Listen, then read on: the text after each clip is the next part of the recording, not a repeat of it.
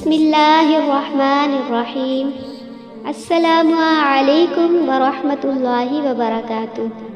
پیارے بچوں، یہ تو آپ جان چکے ہیں کہ آپ صلی اللہ علیہ وسلم 3 سال کا عرصہ خفیہ اور خاموشی سے دعوت دینے کے بعد اب اللہ کے حکم سے اعلانیہ تبلیغ فرما رہے تھے، لوگوں کو ان کی بدعمالیوں کے نتائج سے آگاہ کر رہے تھے اور انہیں دعوت دے رہے تھے کہ لا الہ الا اللہ محمد رسول اللہ کا سچے دل سے اقرار کریں، اور انہیں بتایا کہ یہی کلمہ دنیا کی کامیابی اور آخرت کی نجات کا ذریعہ ہے، اور انہیں سمجھایا کہ اگر وہ شرک پر جمے رہے اور آپ صلی اللہ علیہ وسلم کی لائی ہوئی باتوں پر ایمان نہ لائے تو اللہ کا عذاب انہیں اپنی گرفت میں لے لے گا،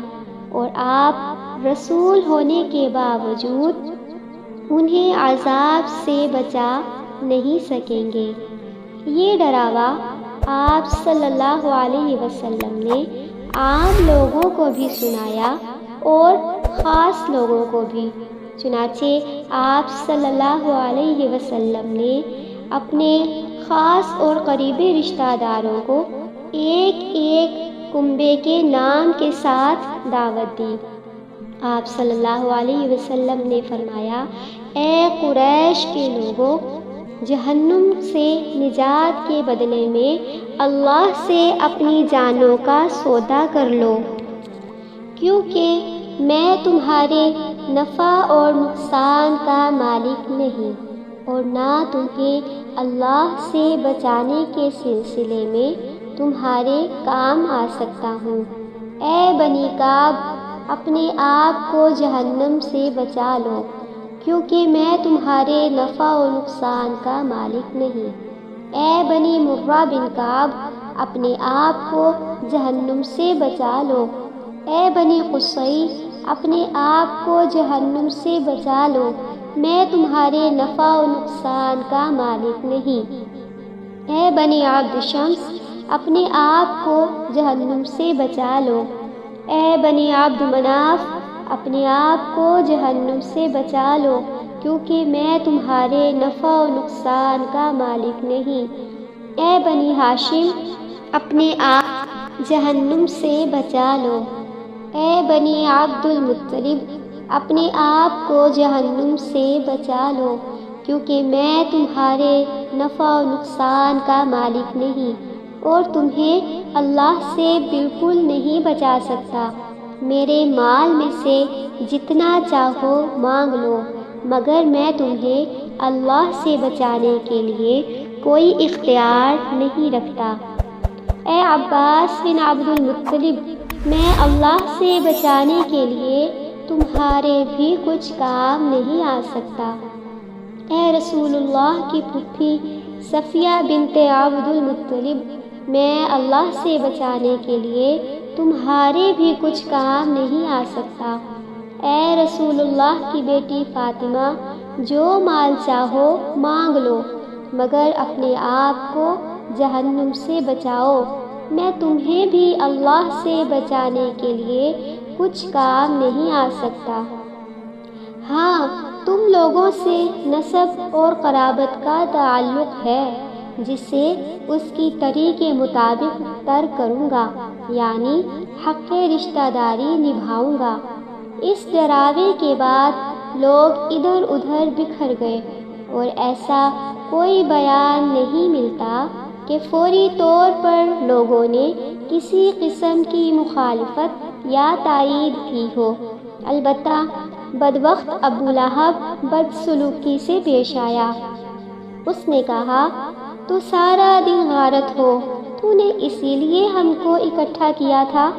اس کے جواب میں سورۃ لہب نازل ہوئی، اور اس سورۃ مبارکہ میں بتایا گیا کہ ابو لہب، اس کی بیوی اور اس کا مال سب غارت ہو جائیں گے اور جہنم کا ایندھن بنیں گے۔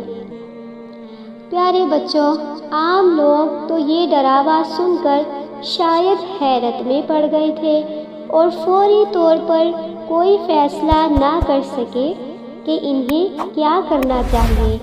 لیکن جب وہ گھروں کو واپس ہوئے، طبیعتوں کو قرار آیا، حیرت اور تعجب ختم ہوا اور وہ مطمئن ہو گئے، تو متکبرانہ خیالات نے اپنی راہ بنا لی اور انہوں نے اس تبلیغ اور ڈراوے کو حقارت اور مذاق کی نظر سے دیکھا۔